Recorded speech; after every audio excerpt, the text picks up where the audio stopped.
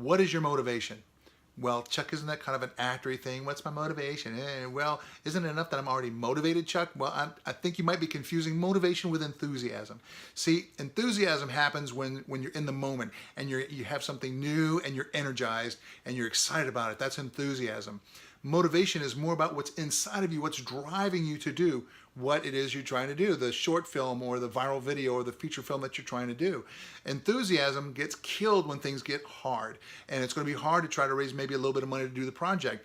It's going to be hard to make the project, and when things get tough, enthusiasm goes right out the window, whereas motivation, the primary drive behind why you're doing this, will stay. So write down what's motivating you to do the films that you're doing, the type of project that you're doing. Write down your motivation, and when things get tough, and they will get tough, then you pull out your motivation and say, okay, yeah, that's why I did this. Yeah, I remember now, that's important for me to do this, and it will drive you further and help you finish the race that you start.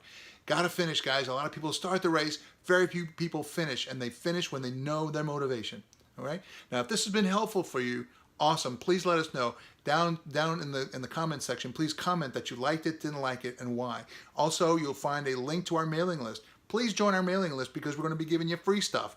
Free things like budget templates, help you budget your first project. Even if you don't have much of a budget, we'll give you hints as to where you spend your money.